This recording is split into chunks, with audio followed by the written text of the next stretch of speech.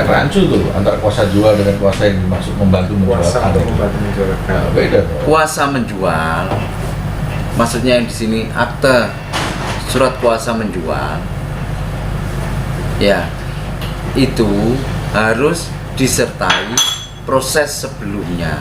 Apakah proses sebelumnya?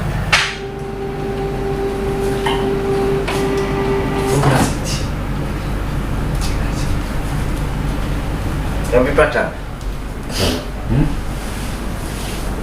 Ya beginilah aktivitas kita di apartemen Pak Gusman sibuk menyiapkan berkas, dan ini berkas-berkas yang disusun Pak Sandi. Jauh kan nyusun Pak Agus tak nyusun. Aku kan nyusun, Pak Agus tak nyusun. Pak Agus, ini sudah ada coret-coretan Pak Sandi.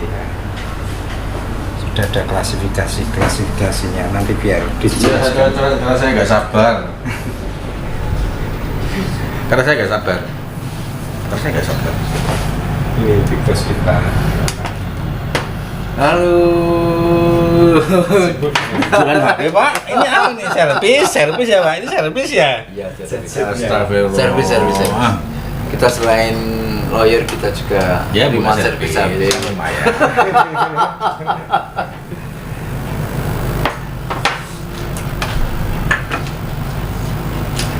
Ayo dikucut saya kita. Piye? Pengen tak kartu dah? Jangan Pak. Oh jangan. Itu bukan kartu soalnya Pak. Loh, dikocok inginannya dini hari loh.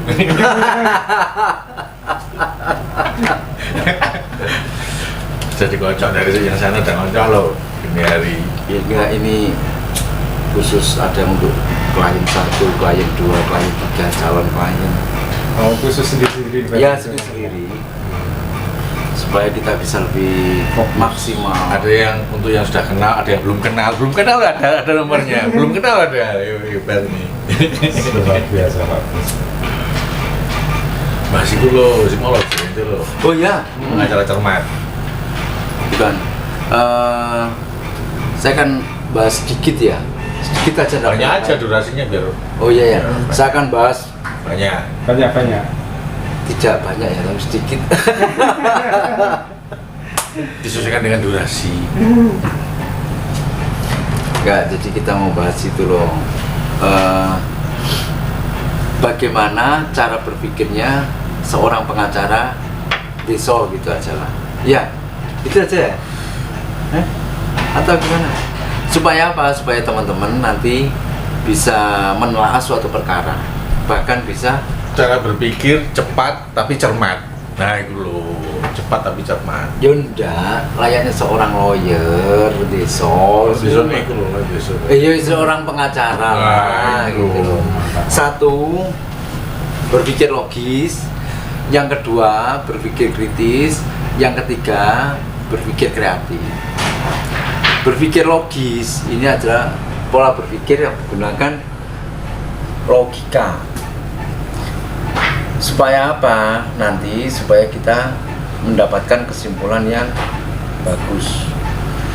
Biasanya kecenderungannya kalau berpikir logis ini pola berpikirnya deduktif. Deduktif itu ditarik dari umum ke khusus.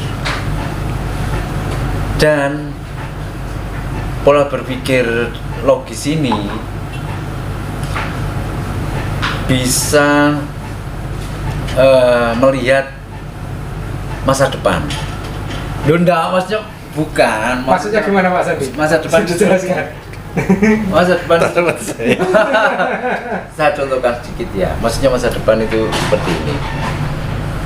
Apabila itu didukung sama alat-alat bukti yang ada di lapangan. Misalnya sekarang katakan kita punya anak tersebut kelas 1 dan anak tersebut ikut ujian dan rajin masuk kelas. Ada kenaikan ke kelas 2. Berarti tahun 2021 anak kita Contoh. anak kita semua naik ke kelas 2. Contohnya seperti itu. Maksudnya kecenderungan melihat masa depan itu sesimpel ya sesimpel seperti itulah. Tambahin ta. Saya tambahi. Ya. Sudah ini tambahi. Ya Allah.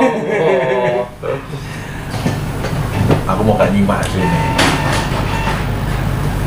Berpikir logis. Ya, berpikir dengan cara menggunakan logika. Terus berpikir kritis. Berpikir kritis nanti biar ditambahin sama Pak Sandi sama Pak Koko ya. Saya jelaskan Satu-satu. si ciwis sing kesamaan sing jabarno. Berpikir kritis. Biasanya kritis itu pola berpikirnya ada pembanding. Dan pembanding itu sudah terlaksana. Sudah ada putusannya. Itu pola berpikir kritis. Biasanya seperti itu. Supaya apa? Supaya kita bisa membandingkan suatu perkara apabila diselesaikan dengan jalan A, maka hasilnya akan seperti ini. Dan kecenderungan bisa melihat masa depan juga kalau berpikir kritis, dikarenakan ada pembanding yang sudah terjadi di masa lampau. Berpikir kreatif. Berpikir kreatif. Kita harus kreatif. Jadi ada aja yang dipikirin. Ini kalau misalnya kalau dungungan ini. Kayaknya ada Miss. salah skenario ini kayaknya. Dadakan. Dadakannya seperti ini Big Boss itu sukanya ya. Kadang bukan ngeprank sih karena apa ya? Sukanya ya seperti ini. Enggak, ide itu dari itu tadi barusan dari Pak Agus itu. Oh ini dari Pak Agus. Wah, luar biasa Pak Agus. Gimana Pak Agus? Pak Agus mungkin bisa menjelaskan maksudnya. Itu Pak Agus butuh penjelasan idenya dikasih, kita aja jauh ke dia. Oh, dari Biasanya saya kata Agus itu. Itu berpikir penalaran itu namanya. Penjelasan apa? Ayo.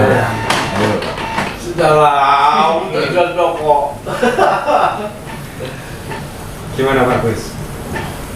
Apa saja yang menjelaskan bagus.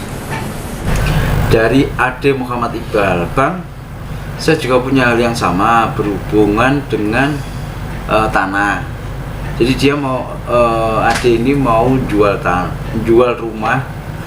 Sebenarnya saya mau jual rumah saya yang sekarang, dikarenakan rumah yang saya tempati sekarang sertifikatnya masih atas nama pihak pertama, dan orang pertama ini sudah pindah domisili. Saya sudah buat surat kuasa jual, surat akta kuasa jual. Apa maksudnya surat akta kuasa jual? Surat akta kuasa jual mungkin maksudnya surat kuasa menjual yang akta notarial gitu balik. Maksudnya seperti itu.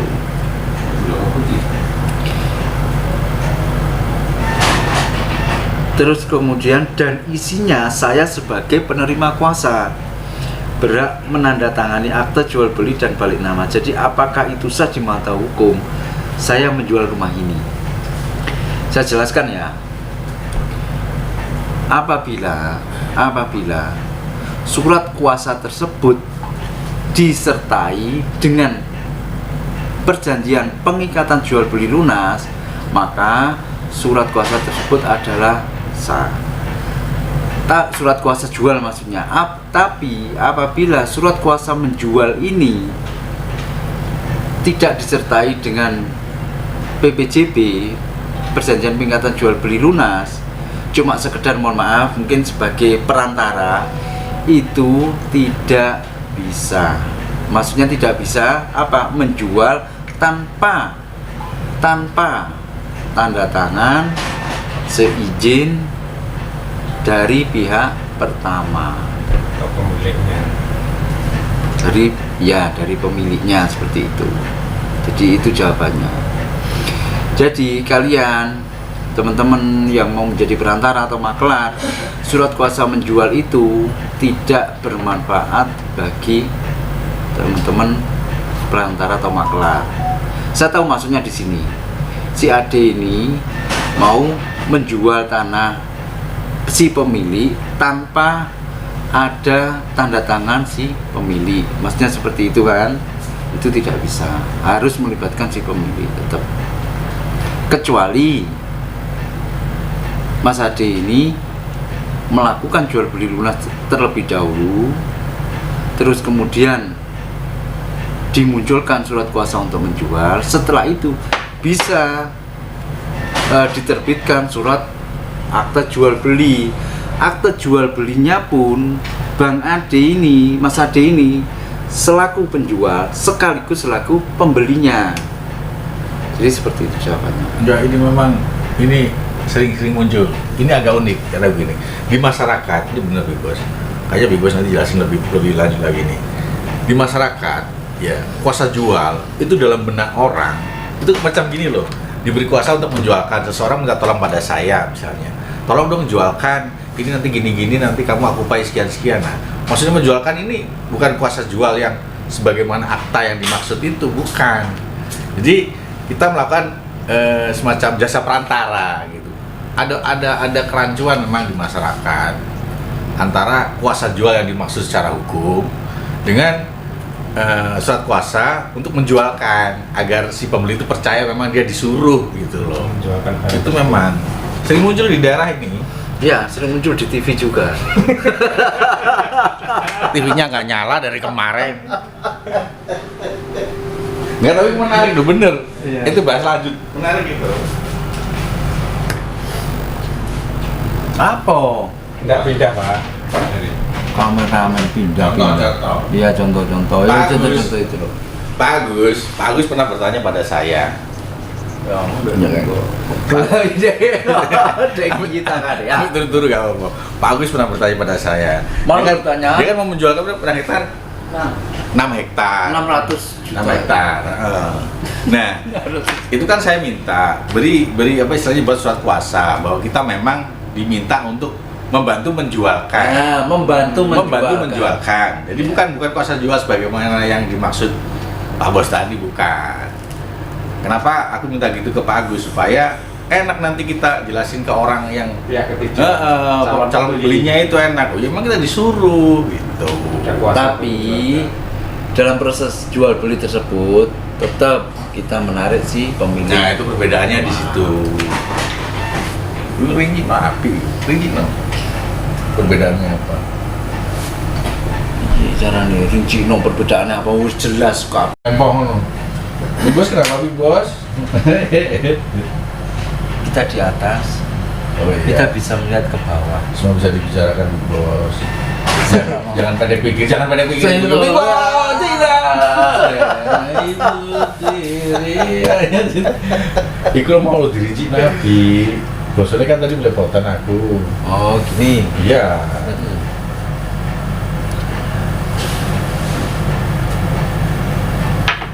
Kan rancu tuh antara kuasa jual dengan kuasa yang dimaksud membantu menjual. Kuasa untuk membantu menjualkan. Nah, beda tuh. Kuasa menjual, maksudnya yang di sini akte surat kuasa menjual, ya itu harus disertai proses sebelumnya. Apakah proses sebelumnya? Yaitu ikatan jual beli lunas. Jadi kita membayar lunas kepada si pemilik. Itu kalau yang dimaksud surat kuasa jual menurut undang-undang.